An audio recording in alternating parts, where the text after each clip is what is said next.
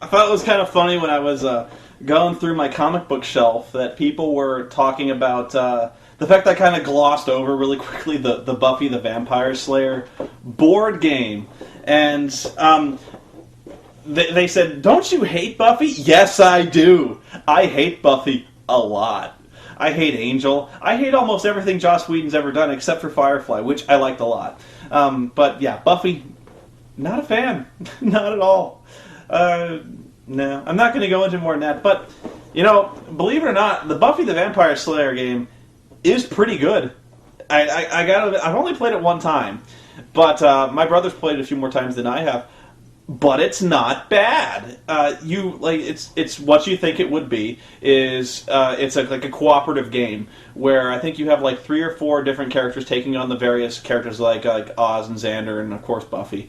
And at the beginning of the game, one of the players is the villain, and one of the player will choose a role like I forget, like the master vampire, the demon mare, things like that. And so the villain has certain victory conditions, which is usually like kill everybody or just kill Buffy. And so everyone takes turns. Everyone else is basically rallied against the villain character, and they win if the villain character dies. Like I said, it's not bad. And the various characters have powers, and you get to run around the city and play. It's pretty basic, but it's fun. My main complaint against this game is that it's too easy. Most of the time, this game is heavily stacked against the villain character, so most of the time, almost every time, in fact, the good guys win. I've seen this game played a few times, and the villain has never won. I think if I were going to house rule this, I would house rule it to where it's a lot more balanced. There's another game like that which you didn't see. Another one of those board games where I absolutely hate the show, but the board game is really good. And that game is Battlestar Galactica, the board game, which is one of the best games of the year.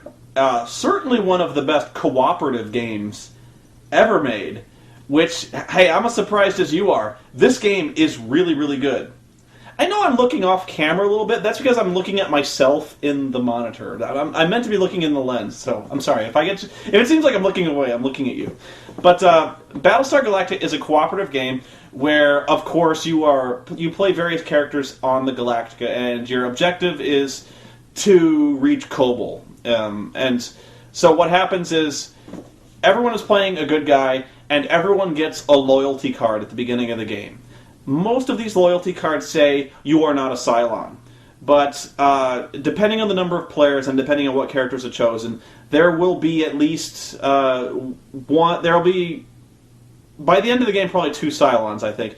Like I said, it depends on like house rules and the general loadout of players.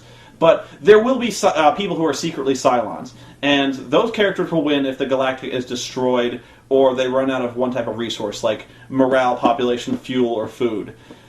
So, over the course of the game, like after everyone's turn, there will be a crisis card that comes up, and everyone will secretly play cards that will either help or hinder the effort to beat that crisis. And so, of course, the Cylons will typically play cards that will hurt them.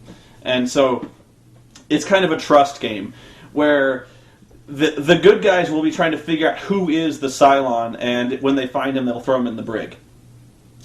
And, of course, the Cylon character is trying to seem just helpful enough and waiting for his moment to where he can really sabotage the Galactica. It's really ingeniously done.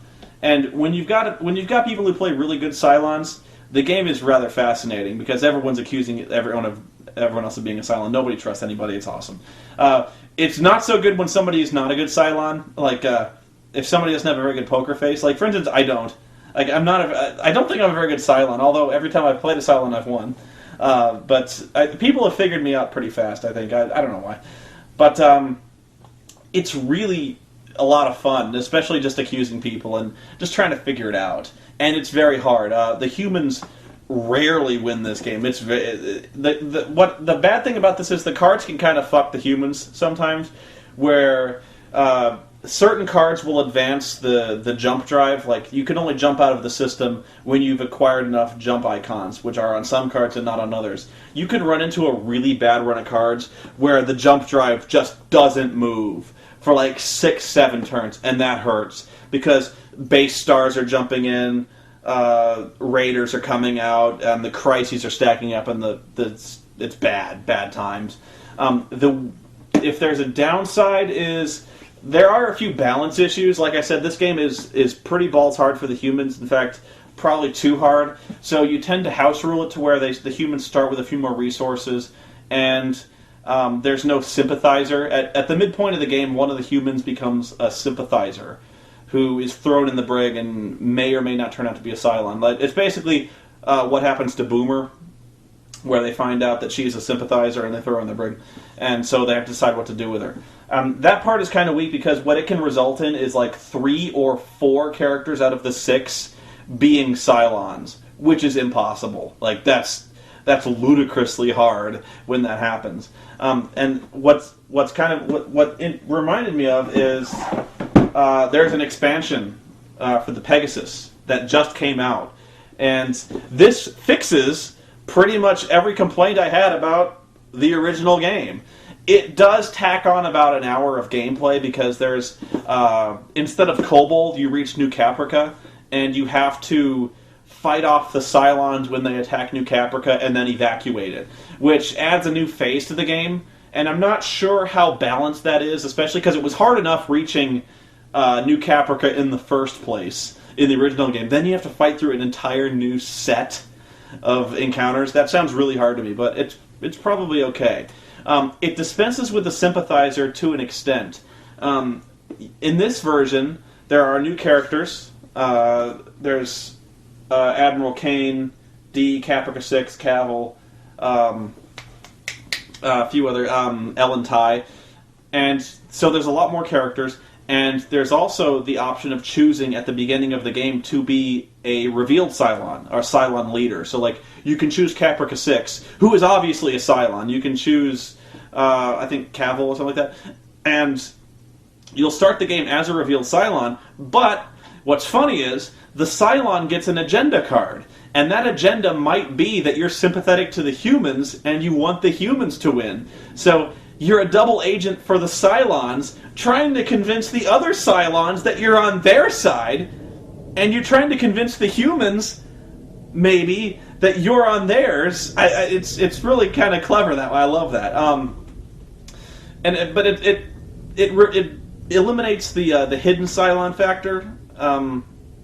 There will still be hidden Cylons, but the fact that the one of the enemies is immediately obvious, and that Cylon can infiltrate the human fleet and act like a human, and the other characters can either mess with that person or not. Like, if you know the Cylon is within the fleet, you can throw them out the airlock, and that's what the Pegasus adds. Is on the original Galactica, you couldn't execute anybody. You could throw them in the brig, and basically the Cylon, if you caught a Cylon, that Cylon would then commit suicide, essentially, in the brig, and then reappear on the resurrection ship, which was basically the way it always went. But in this version, Admiral Kane can throw people out the airlock. And Cylon or not, typically you'll only do that if you suspect someone is a Cylon, but if Admiral Kane is a Cylon, then Kane will be throwing bitches out the airlock all the time, you know? So the reason they added that is for the overt Cylon. If you know the Cylon is there, so like if Caprica 6 is running around the human fleet, you can space the bitch, no problem, and she'll just reappear on the resurrection ship. But you know, it's fun that way. But yeah, if this game requires, I would say, 4 to this plays 7, but 4 to 6 is the preferred loadout for this game. And if you've got people who like Galactica, this is a really, really fun game, especially if you're fans. Yeah, 4 to 6. I wouldn't do it with less. It plays less, but I've never tried it, but it doesn't seem like it would be that good, especially with like a traitor element of a party of 2 to 3 guys. It doesn't seem that good. But yeah, I would actually like...